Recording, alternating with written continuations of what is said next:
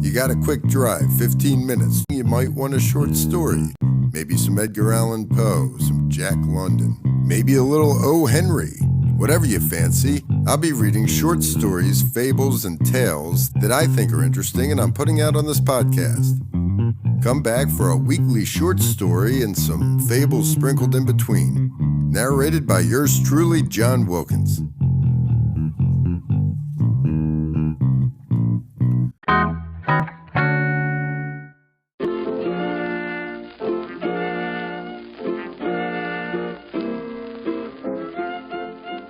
American Fairytales by Lyman Frank Baum. The Box of Robbers. No one intended to leave Martha alone that afternoon, but it happened that everyone was called away for one reason or another. Mrs. McFarlane was attending the weekly card party held by the Women's Anti-Gambling League. Sister Nell's young man had called quite unexpectedly to take her for a long drive. Papa was at the office as usual. It was Mary Ann's day out, and Emmeline, she certainly should have stayed in the house and looked after the little girl, but Emmeline had a restless nature.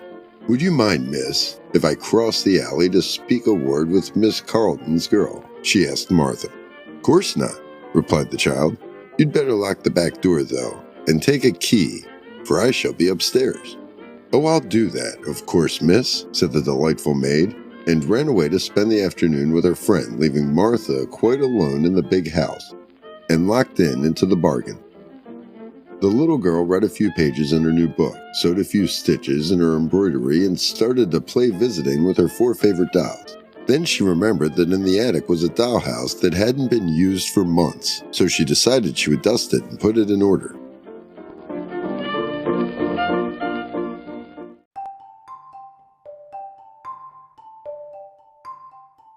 Filled with this idea, the girl climbed the winding stairs to the big room under the roof. It was well lit by 3 dormer windows and was warm and pleasant.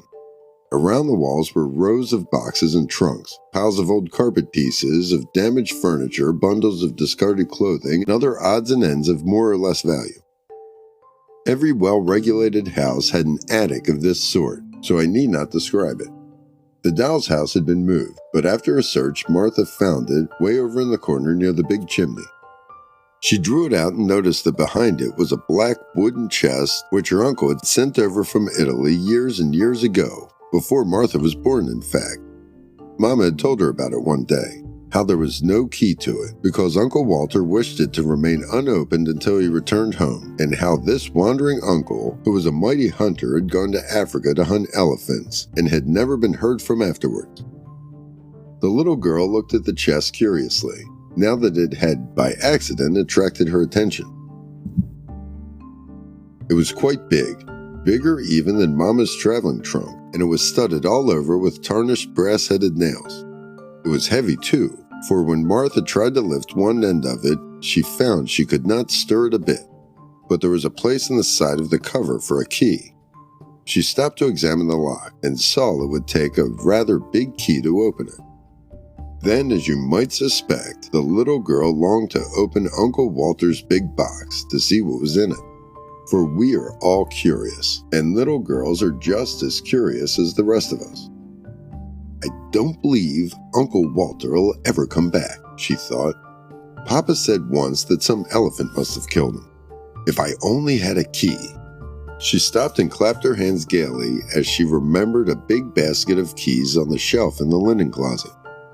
They were all sorts and sizes. Perhaps one of them would unlock the mysterious chest. She flew down the stairs, found the basket, and returned with it to the attic. Then she sat down before the brass-studded box and began trying one key after another in the curious old lock. Some were too large, but most were too small. One would go into the lock, but would not turn.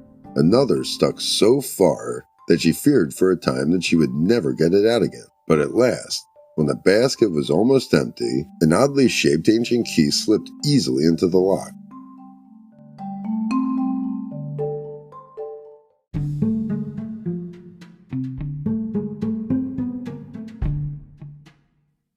With a cry of joy, Martha turned the key with both hands. Then she heard a sharp click. and the next moment the heavy lid flew up of its own accord. The little girl leaned over the edge of the chest an instant, and the sight that met her eyes caused her to start back in amazement. Slowly and carefully, a man unpacked himself from the chest, stepped out upon the floor, stretched his limbs, and then took off his hat and bowed politely at the astonished child. He was tall and thin, and his face seemed badly tanned or sunburned. Then another man emerged from the chest, yawning and rubbing his eyes like a sleepy schoolboy. He was of middle size, and his skin seemed as badly tanned as that of the first. While Martha stared open-mouthed at the remarkable sight, a third man crawled from the chest. He had the same complexion as his fellows, but was short and fat. All three were dressed in a curious manner. They wore short jackets of red velvet braided with gold, and knee breeches of sky-blue satin and silver buttons. Over their stockings were laced wide ribbons of red and yellow and blue, while their hats had broad brims with high peaked crowns from which fluttered yards of bright-colored ribbons. They had big gold rings in their ears, and rows of knives and pistols in their belts. Their eyes were black and glittering, and they wore long, fierce mustaches curling at the ends like a pig's tail. "But you were heavy," exclaimed the fat one, when he had pulled down his velvet jacket and brushed the dust from his sky-blue breeches. "And you squeezed me all out of shape." "It was unavoidable, Luigi," responded the thin man lightly. "The lid of the chest pressed down upon you, yet I tender you my regrets." "As far as me," said the middle man, carelessly rolling a cigarette and lighting it, "you must acknowledge I have been your nearest friend for years, so do not be disagreeable." "You mustn't smoke that in the attic," said Martha, recovering herself from the sight of the cigarette. "You might set the house on fire." The middle man, who had not noticed before, at this speech turned to the girl and bowed. "Since the lady requests it," said he, "I shall abandon my cigarette," and he threw it on the floor and extinguished it with his foot. "Who are you?" said Martha, who until now had been too astonished to be frightened. "Permit us to introduce ourselves," said the thin man, flourishing his hat gracefully. "This is Luigi." The fat man nodded. "And this is Benny." The middle-sized man bowed. "And I am Victor. We are the three bandits, Italian bandits." "Bandits?" cried Martha, with a look of horror. "Exactly. Perhaps in all the world there are not three other bandits so terrible and fierce as ourselves," said Victor proudly. "'Tis so," said the fat man, nodding gravely. "But it's wicked," exclaimed Martha. "Yes, indeed," replied Victor. "We are extremely and tremendously wicked. Perhaps in all the world you could not find three more wicked than those who now stand before you." "'Tis so," said the fat man approvingly. "But you shouldn't be so wicked," said the girl. It's naughty." Victor cast down his eyes and blushed. "Naughty?" gasped Benny with a horrified look. "'Tis a hard word," said Luigi sadly, and buried his face in his hands. "I little thought," murmured Victor in a voice broken in emotion, "ever to be so reviled, and by a lady. Yet perhaps you spoke thoughtlessly. You must consider, miss, that our wickedness has an excuse. For how are we to be bandits, let me ask, unless we are wicked?" Martha was puzzled and shook her head thoughtfully. Then she remembered something. "You can't remain bandits any longer," she said, "because you are now in America." "America?" cried all three together. "Certainly. You are on Prairie Avenue in Chicago. Uncle Walter sent you here from Italy in his chest." The bandits seemed greatly bewildered by this announcement. Luigi sat down on an old chair with a broken rocker and wiped his forehead with a yellow silk handkerchief. Benny and Victor fell back upon the chest and looked at her with pale faces and staring eyes. When he was somewhat recovered himself, Victor spoke. "Your Uncle Walter has greatly wronged us," he said respectfully. "He has taken us from our beloved Italy, where bandits are highly respected, and brought us to a strange country where we shall not know who to rob or how much to ask for ransom." "'Tis so," said the fat man, slapping his leg sharply. "And we had gained so much respect in Italy," said Benny regretfully. Perhaps Uncle Walter wanted to reform you, suggested Martha. Are there then no bandits in Chicago? Said Victor. Well, replied the girl, blushing in her turn, we do not call them bandits. Then what shall we be doing for a living? Inquired Benny despairingly. A great deal can be done in a big American city, said the child. My father's a lawyer. The bandit shuddered. My mother's cousin is a police inspector. Ah, yes, said Victor. That is a good employment. The police need to be inspected, especially in Italy. Everywhere, added Benny. Then you could do other things, continued Martha encouragingly. You could be a motorman on the trolley car, or a clerk in a department store. Some people even become aldermen to earn a living. The bandits shook their heads sadly. We are not fitted for such work, said Victor. Our business is to rob. Martha tried to think. It is rather hard to get a position in the gas office, she said, but you might become politicians. No, cried Benny with a sudden fierceness. We must not abandon our high calling. Bandits we have always been, and bandits we must remain. 'Tis so, agreed the fat man. Even in Chicago there must be people to rob, remarked Victor with cheerfulness. Martha was distressed. I think they have all been robbed, she objected. Then we could rob the robbers, for we have experienced a talent beyond the ordinary, said Benny. Oh dear, moaned the girl. Why did Uncle Walter ever send you here in this chest? The bandits became interested. That is what we should like to know, declared Victor eagerly. But no one will ever know, for Uncle Walter is lost while hunting elephants in Africa, she continued with conviction. Then we must accept our fate and rob to the best of our abilities, said Victor. So long as we are faithful to our beloved profession, we need not be ashamed. 'Tis so, cried the fat man. Brothers, we shall begin now. Let us rob the house we are in. Good, shouted the others, and they sprang to their feet. Benny turned treatingly to the child. Remain here, he commanded. If you stir one step, your blood will be on your own head. Then he added in a gentler voice, Don't be afraid. That's the way all bandits talk to their captive. But of course we wouldn't hurt a young lady under any circumstance. Of course not, said Victor.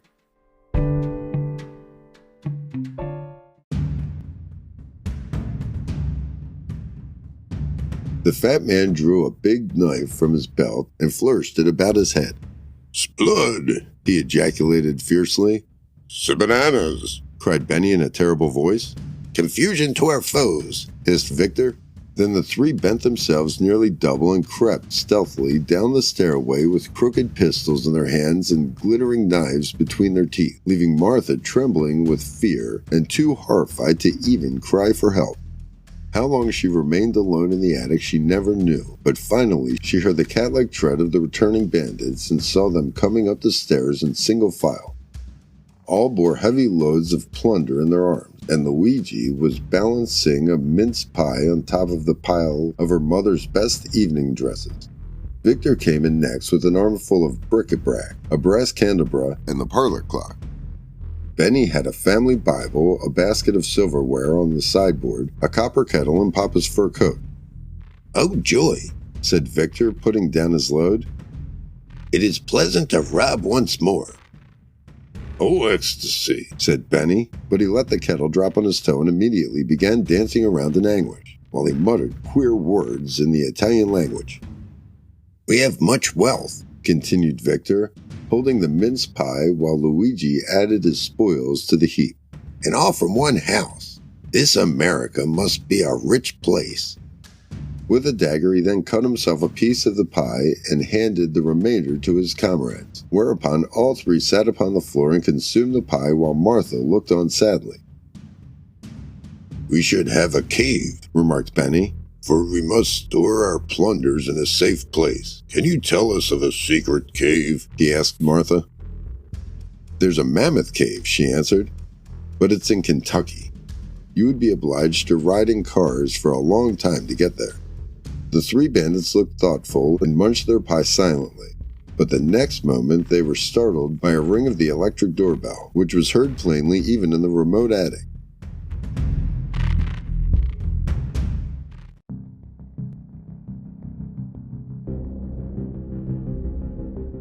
"What's that?" exclaimed Victor in a hoarse voice as the three scrambled to their feet with drawn daggers. Martha ran to the window and saw that it was only the postman who was dropping off a letter in the box and gone away again. But the incident gave her an idea of how to get rid of the troublesome bandits. So she began wringing her hands as if in great distress and cried out, "It's the police!" The robbers looked at one another in genuine alarm, and Luigi asked, trembling, "Are there many of them?" 112, exclaimed Martha after pretending to count them. "Then we are lost," declared Benji, "for we could never fight so many and live." "Are they armed?" inquired Victor, who was shivering as if cold. "Oh, yes," she said. "They have guns and swords and pistols and axes and... And what?" demanded Luigi. "And cannon." The three wicked ones groaned aloud, and Benji said in a hollow voice, "I hope they will kill us quickly and not put us to torture. I've been told these Americans are painted Indians who are bloodthirsty and terrible." "'Tis so," gasped the fat man with a shudder. Suddenly Martha turned from the window. "You are my friends, are you not?" she added. "We are devoted," answered Victor. "We adore you," cried Benny. "We would die for you," added Luigi, thinking he was about to die anyway. "Then I will save you," said the girl. "How?" asked all three with one voice. "Get back into the chest," she said. "I will then close the lid so they will be unable to find you." They looked around the room in a dazed and irresolute way, but she exclaimed, "You must be quick. They will soon be here to arrest you." Then Luigi sprang into the chest and laid fat upon the bottom. Benji tumbled in next and packed himself in the backside. Victor followed after pausing to kiss her hand to the girl in a graceful manner. Then Martha ran up to press down the lid, but could not make it catch. "You must squeeze down," she said to them. Luigi groaned. "I am doing my best," said Victor, who was the nearest to the top. "But although we fitted very nicely before, the chest now seems rather small for us." "'Tis so," cried the muffled voice of the fat man at the bottom. "I know it takes up the room," said Benny. "What?" inquired Victor anxiously. "The pie," returned Benny. "'Tis so," came from the bottom in a faint accent. Martha sat upon the lid and pressed it down with all her weight. To her great delight, the lock caught, and springing down, she exerted all her strength and turned the key.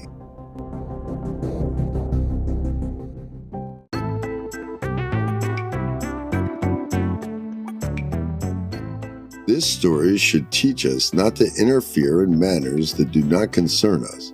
For had Martha refrained from opening Uncle Walter's mysterious chest, she would not have obliged to carry downstairs all the plunder the robbers had brought into the attic.